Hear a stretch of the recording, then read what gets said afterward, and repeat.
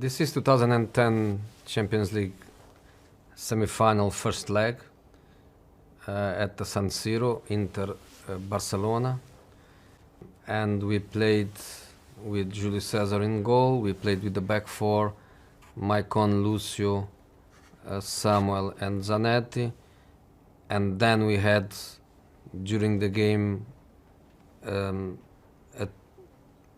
different positioning in relation to the movement of Barcelona players and to our analyze of our difficulties, and after also analyzing our possibilities of hurting the opponents. Is a two-leg. The first leg at home, and obviously we know that the second leg in Barcelona would be even a more difficult match for us to play. But basically this was Mota and Cambiaso and Schneider, Eto'o and Pandev and Diego Milito, and in some moments of the game we bring Pandev more to the inside and Eto'o more close to Diego, and being most occupying the central zone with almost a diamond, but giving Eto'o the chance to try to be more close to Diego. But this was the basic situation. Barcelona at that time, even still today, even before that, the back four, and then Busquets, Xavi, Keita. Iniesta was not starting the game, and then Ibrahimovic was the striker. This was Pedro, and this is the guy, I forget the name, some player that they had there. Messi.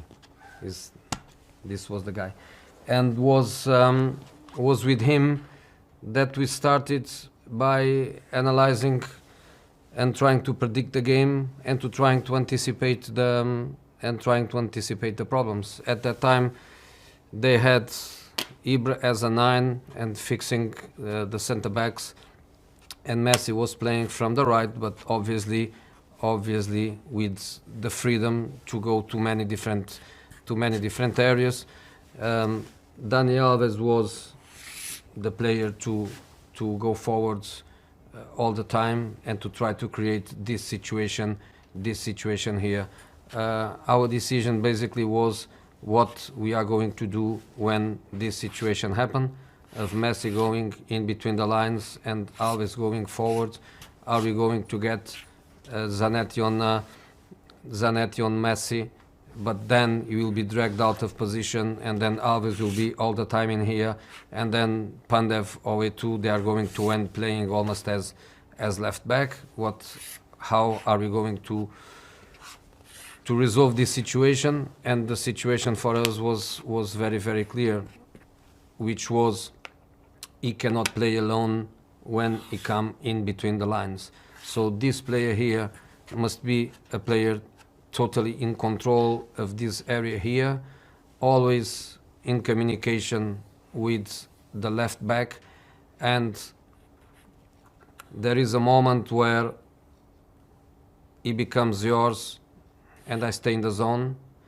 But if in a certain moment you were attracted by other positions and Messi goes into these positions in between the lines, you have to decide to go. But then if you decide to go, you have to defend Alves. So there was a combination of ideas, but basically everything was around not let Messi play. I remember after the game, the press was telling about using a word. In Italy, they were using the word gabbia. That I think the real translation is about, like a jail to Messi, because in the end we didn't play man to man, but Zanetti, Mota, Cambiaso, everybody was responsible for any position that Messi could go. Even if Messi sometimes was trying to go more to this side here, he would always go and then Schneider was going to close. So our defensive approach was based on this positional problem, and probably the only positional problem that we had. Apart of that, we just need to be really compact, and don't give them too much space. They are going to have the ball more than us, much more than us, obviously, because many times they were moving the ball without hurting, and we must be mentally strong to cope with that. Let them have the ball, but not creating many chances for us. The second part of the plan was exactly how to hurt them, because it's a first leg at home. We need to win the match, we need to score goals.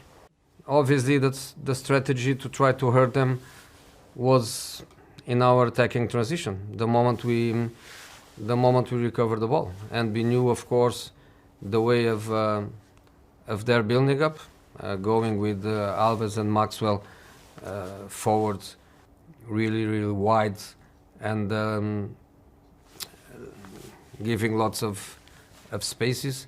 And then, because we were always trying to make it compact and bringing Pandev, Eto'o all to the inside, and to make it a very compact area, letting the ball go to the sides, and then when they define the side, then we decide that this is the trigger for us to press. And the point in here was, even if we don't have the white player in a clear position to attack these spaces behind Maxwell and Alves, was to get players into these positions. From the compact block we had, not to be afraid to attack these spaces where we are going to hurt them. And we had Maicon, that was absolutely phenomenal that night, attacking these spaces against a player that we knew very well, Maxwell. Very strong with the ball, but not so strong in the recovering of these spaces. Alves, of course, the culture of Barcelona was for Alves to go always in depth, and attacking the spaces that normally opponents were going to give them because of Messi coming to the inside. And then we needed to attack these spaces where Puyol and Piqué, they were very exposing, and we knew that they were very strong on the defensive transition in the opposition half. So we knew that the places where they lose the ball, they were very strong by trying to press and push it up and close every possible space. But then we knew that also, because that was not the kind of challenge that they had to face week in, week out in the Spanish league, they were not so good coping with the spaces. And we had very fast people. We had very fast people attacking the spaces, and we had people with the right mentality and the right coaching of arriving into these positions. So we were fundamentally going from a defensive low block, but going very strong with 3, 4, 5 players into attacking positions in the transition, and it worked. I think it worked, and it's quite hard to say when we had 30% of ball possession and the opposition had 70, but I think we were more close. We had more chance, not chances, but opportunities that we can read. We had more after the 3-1. We had more chances to score the fourth than to be really in trouble. We were totally in control.